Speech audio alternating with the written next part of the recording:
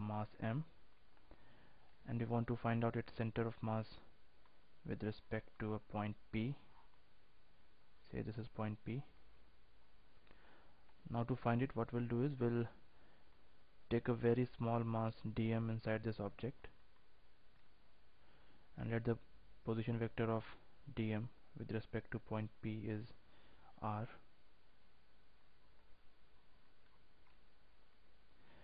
and let the position vector of center of mass, that is point C, is rc with respect to point P. So rc will be equal to integration of rdm by integration of dm, or rdm by m. So this is how we find out the position vector of center of mass for a continuous mass distribution. Now let's take a solved example.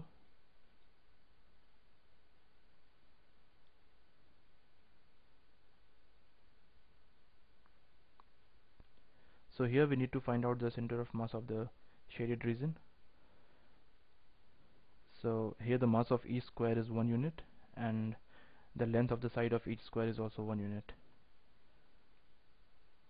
So what we'll do is we'll divide the shaded region in 5 parts. We take these 4 squares of mass 4 unit separately, and this 1 square of mass 1 unit separately. Similarly, we have these 2 squares of mass 2 unit, this square of mass 1 unit, and these 3 squares of mass 3 unit. Now to find out the center of mass of the entire shaded region, what we'll do is we'll find out the center of mass of each of these 5 separate regions, that is the region with mass 4 unit, the region with mass 1 unit, the region with mass 2 unit, the region with mass 1 unit, and then the region with mass 3 unit. So recall that if there exists 2 or more than 2 lines of symmetry in an object, all of them must pass through a common point, and the center of mass of the object lies on the common point.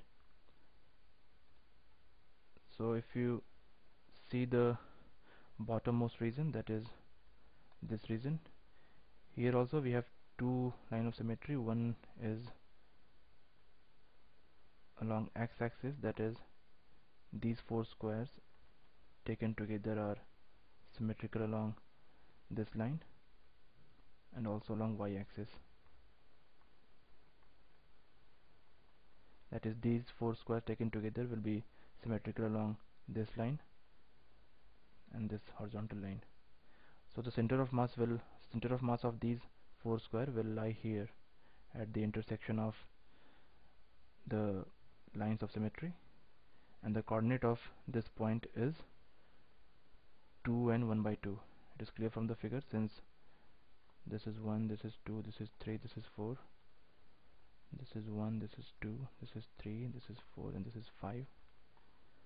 So the coordinate of center of mass is, x coordinate is 2 and the y coordinate is 1 by 2. Similarly, the center of mass of this region, that is the region with 1 square, will be the intersection of these 2 lines. So the x coordinate of center of mass will be 1 by 2,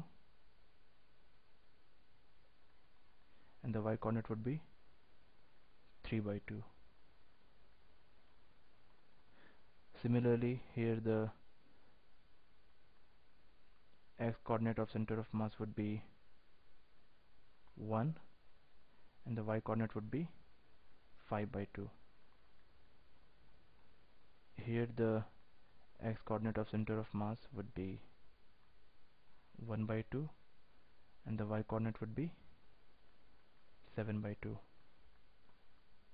Similarly, here the x coordinate of center of mass will be 3 by 2, and the y coordinate would be 9 by 2. This is 9 by 2.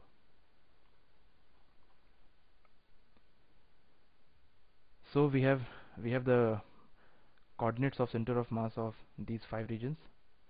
So now we can calculate the center of mass of the entire shaded region.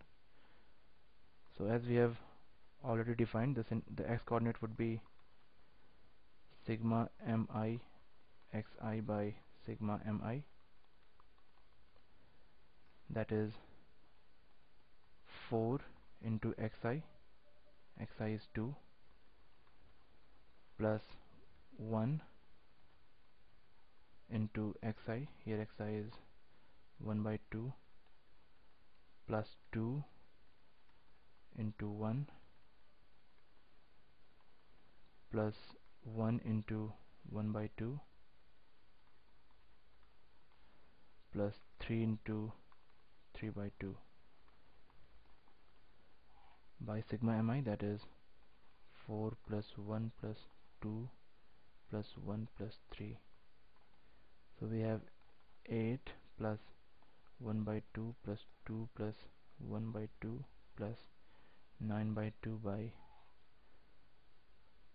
this sum is 4 plus 1 plus 2 plus 1 plus 3 is 11. So we have 10 plus 1 plus 9 by 2 by 11, or 11 plus 9 by 2 by 11, or this is equal to 31 by 22. So the x coordinate of the center of mass of this shaded region is 31 by 22. Similarly, we can find out the y coordinate. The y coordinate would be sigma mi yi by sigma mi. So this is 9 by 2.